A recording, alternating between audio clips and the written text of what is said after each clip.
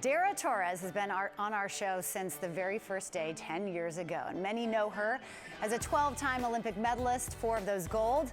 But we have gotten to know her as our colleague and friend, a friendly interviewer and host, and one of the most proud title, Tessa's mom. I've known her for more than half my life. But today, our friend Dara joins us from the Olympic trials in Indianapolis with a new title, head coach of men's and women's Boston College swimming and diving. Congratulations, this is so exciting. I was just with you 2 days ago and I had no idea, and now you're covered with Boston College. Yeah, go Eagles. I know that's kind of hard to say, but yeah, I am absolutely thrilled and honored that they have the faith in me to be able to be the head coach. Obviously, I've never had a head coaching title, so this is a new chapter in my life, but I feel like with all of the experiences that I've had throughout my career and working with some of the best coaches in the world, that I'm now able to sort of give back and teach people what I've learned over the years.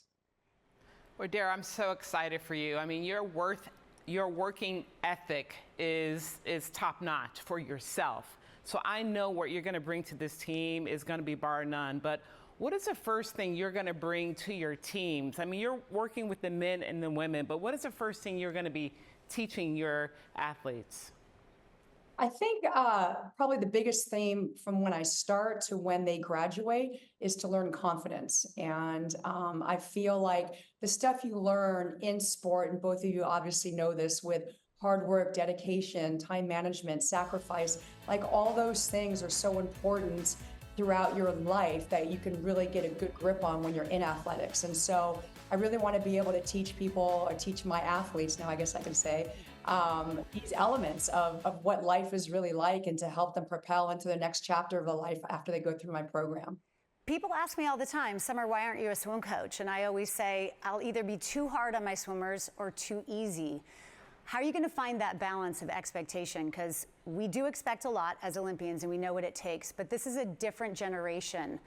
And you have Tessa, who I just got to meet, who's that generation of an 18-year-old, so you know firsthand how to motivate like that. But how is it going to be different than when we swam?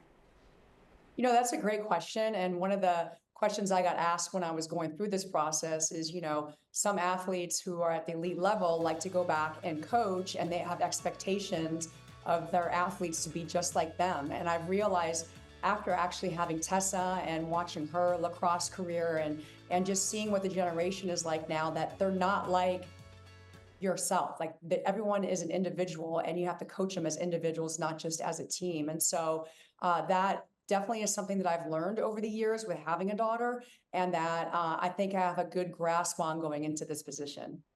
Well, you're in Boston. It is a championship town there, with Celtics winning just last night. But with that, and with that resilience and that perseverance, how are you going to be patient with the process?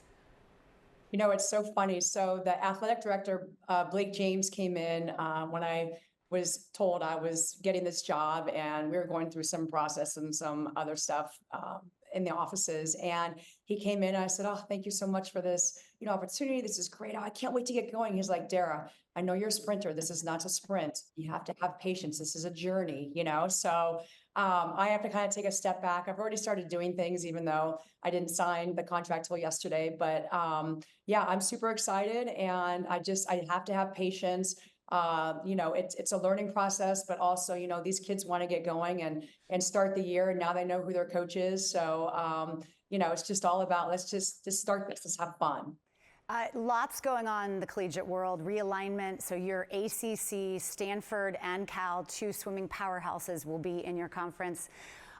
You've had to learn about the NCAA rules, but we just came off of a conversation about how important the NCAA model is to these Olympic sports. Now you're going to be knee-deep in it. What are your thoughts on that?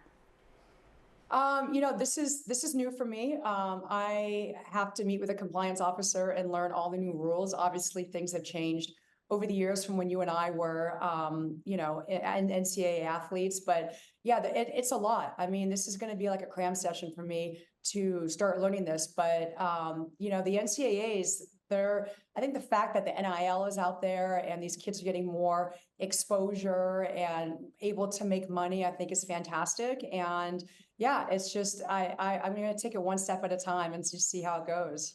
Well, you're definitely glowing. I mean, you're so excited, I can tell. This is awesome. Congratulations from your family over here at We Need to Talk. Thank you so much, you guys. You're Go welcome. Eagles.